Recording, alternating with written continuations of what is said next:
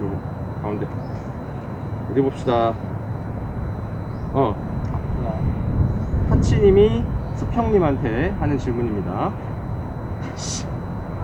연구 범위가 여말 선초에 걸쳐 있는데 개인적으로 고려가 좋은가요? 조선이 좋나요? 이건 너무 질문 수준이 유치하지 않냐?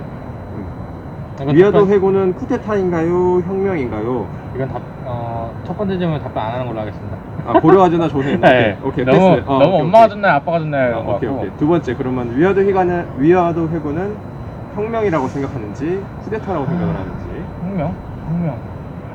근데 막 그런 얘기 많잖아요. 막 드라마 같은 데도 보면은 막 혁명 세력이다 이런 얘기도 하고, 그리고 이제 본인이 찍었던 그 아직 업로드는 안 됐지만 원근편에 보면은 혁명 세력 이라고도 흔히 얘기하지 않나요? 혁명 세력이라고 흔히 얘기하죠.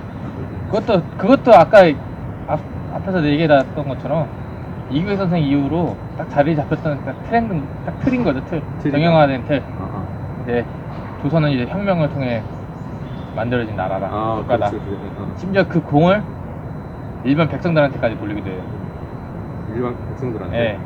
왜냐, 이 양천제라는 제도, 신분제 자체가 일반 민중들이 계속 목소리를 내고 같이 혁명 세력 같이 동조를 했기 때문에 얻어진 결과라고까지 좀 평가를 해요. 한 7, 80년대에는 70년대까지는 그런 평가까지 있어요. 그래서 이제 혁명이라는 얘기가 많이 나오는데 역성 혁명파 막 이런 얘기. 예, 그쵸. 근데 이제 쿠데타라고 이제 보는 분들의 견해는 근데 혹전 그런 말 하잖아요. 예. 위화도에서 탱크 몰고 내려가가지고 그쵸. 뒤집어 엎었다. 그쵸. 근데 이게 여기에 대해서 가장 먼저 반론 제기했던 게 우선 혁명이다 아니다에 반론 제기한 게 아니라 정말 지배층에 그 물갈이가 있었냐 없었냐. 지배층에 물갈이가 있었냐 없었냐. 그래서 연구를 한 사람이 이제 미국에서 이제 존 던컨인데 저 실제로 만나봤어요. 진짜요? 어때요? 풍채가 되게 크고 커 보이시던데? 풍채가 크시죠. 풍채가 크셔서 하여튼 범상치 않으세요. 딱 보면은 던 베이커 선생님이잖아요. 제가 갔다 왔던 학교에 이제 학교 장으로 계셨는데 아주 목소리도 좋으시고 그래요. 아무튼 이제 그분이 80년대 말에 박사학위 논문을 썼을 거예요. 그 박사학위 논문에서 이제 고려 후기에 소위 새로 등장했다는 뭐 신진 세력이라는 사람들의 이제 가문적 분석이랑 그 사람들의 이제 조선 전기에 그 가문에 뻗어나가는 가게가 확장해 나가는 과정을 봤을 때 그 이전에 사람들이 말했던 것처럼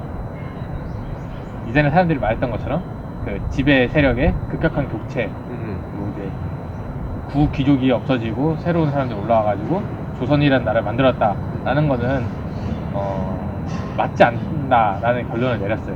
그런데 그분이 이제 나중에 이제 단행본도 내고 한국어 번역본도 나왔는데 거기서 했던 말이 지나치게 너무 가문 분석만 하다 보니까 본인이 인정한 거예요. 이게 자칫 그냥 궁중 내부의 쿠데타로 끝나는 것 같다. 그래가지고 고려시대 이제 중앙 집권화 과정부터 시작해가지고 조선 건국 이후에 그 여러 단행되었던 개혁 조치들을 같이 분석을 한 거예요.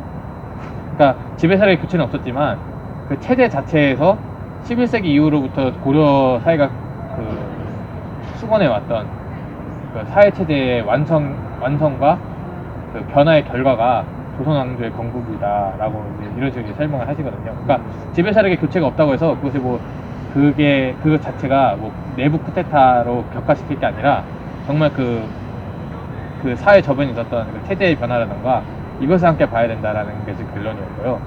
그런 평가가 있어야지만 이것이 쿠데타냐 혁명이냐 가를 수가 있는데 그런 관점에서 봤을 때 이것은 충분히 내부적으로 개혁 내진 혁명의 그런 그 태동은 있었다라고 평가를 할 수 있는 거죠. 위화도 해군이라는 것 자체가.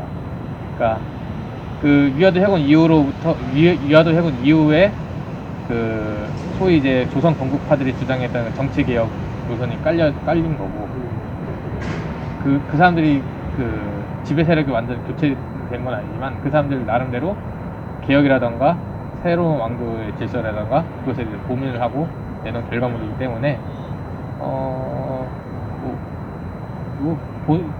개중에 따라서는 이것을 그냥 더 격화시킨 사람이 계속 쿠데타라고 할 수도 있겠지만 그 나름대로의 혁명적 의미는 있었던 사건이다. 포인트는 그거네요. 그러면은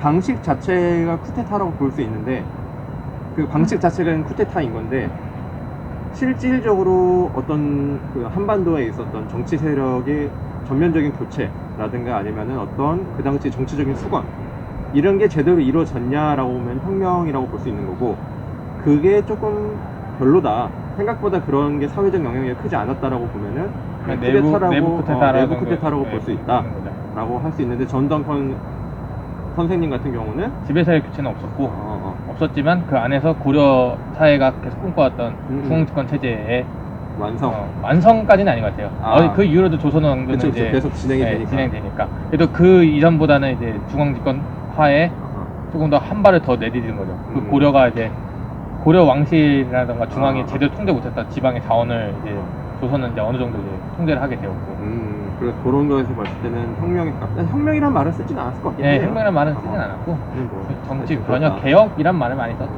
그렇구나. 그래서 본인 생각. 제 생각도 뭐 존 동컨 선생 좀 견해랑 많이 비슷하고요. 이게 실제로도 한국사에서도 90년대 이후로 그런 움직임들이 많긴 많아요. 이제 대표적으로 고려 후기에 신분대 동요를 많이 이야기를 할 때 뭐 이제 부곡이 없어졌다. 부곡이 없어졌다. 차별을 받던 부곡이 없어졌다. 이것을 70년대까지, 그러니까 80년대 들어오기 전까지는 이게 바로 이제 무신난 이후에 신분제가 동요가 되니까 하층민들이 우리가 정말 우리가 먹고 살기 힘들고 우리가 신분을 해방하고 싶다 이래가지고 운동을 일으켰고 그 운동의 결과물로 이루어진 것이 이제 부곡제 해체 시작이다라고 이야기를 했는데 반은 맞고 반은 틀리다 이거예요. 90년대 이후로 봤을 때는 백성들이 유망을 하고 떠돌아다니고 공기를 일으키는 건 맞는데 결국 그 부곡제 해체를 가져온 거는 결국 중앙의 이런 지방 통치 체제의 변화라던가 결국 부곡이라는 집단 자체가 수치를 특수하게 해요.